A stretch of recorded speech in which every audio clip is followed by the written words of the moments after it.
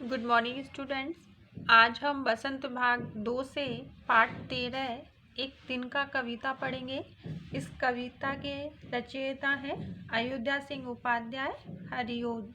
इस कविता के माध्यम से कवि ने दर्शाना चाहा है कि हमें कभी भी अपने आप को बड़ा या दूसरों को तुच्छ समझकर घमंड नहीं करना चाहिए, क्योंकि समय आने पर एक छोटी सी चीज़ भी हमारे घमंड को नष्ट कर सकती है।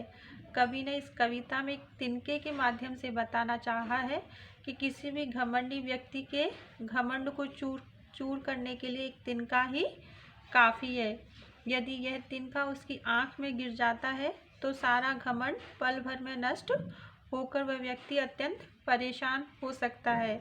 अतः हमें दूसरों को तुच्छ या छोटा समझकर अपने सामर्थ्य पर घमंड नहीं करना चाहिए। कविता पढ़ेंगे। मैं घमंडों में भरा ऐठा हुआ, एक दिन जब था मुंडेर पर खड़ा, अचानक दूर से उड़ता हुआ एक तिनका आँख में मेरी पड़ा। कठिन शब्दार्थ देखते हैं। घमंड यानी अभिमान, ऐठा अभिमान में चूर, मुंडेर यानी छत का किनारा, अचानक यानी अकस्मात।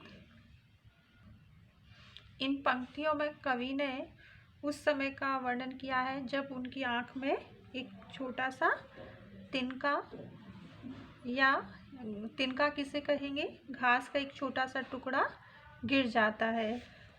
कवि कहता है, मैं घमंडों में भरा ऐठा हुआ, एक दिन जब था मुंडेर पर खड़ा। कि एक दिन जब मैं घमंड में चूर होकर अपने मकान की छत के किनारे खड़ा था, अचानक दूर से उड़ता हुआ एक तिनका आँख में मेरी पड़ा।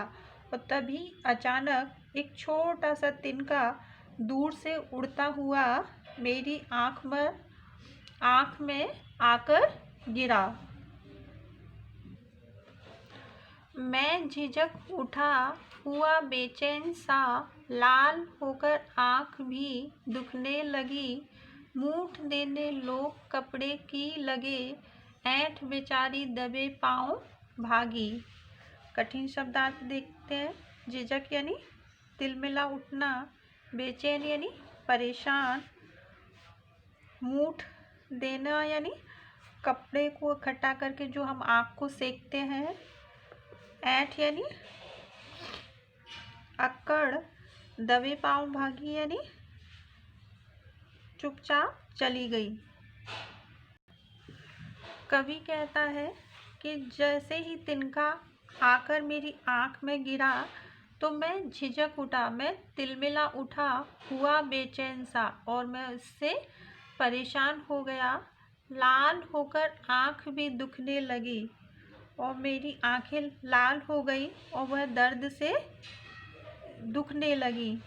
मूठ देने लोग कपड़े की लगे, और लोग कपड़े की मूठ देकर तिनके को निकालने का प्रयास करने लगे।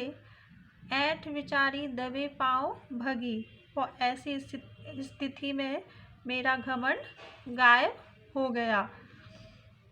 जब किसी डब से निकल तिनका गया, तब समझ ने यूँ मुझे ताने दिए, ऐंठता तू किस लिए इतना रहा, एक तिनका है बहुत तेरे लिए। कठिन शब्दार्थ देखते हैं। डब यानी तरीका या उपाय, समझ यानी बुद्धि या अक्ल, ताने दिए यानी उलाहना दिया, ऐंठता यानी घमंड करता, किस लिए यानी क्यों, बहुत यानी पर्याप्त है।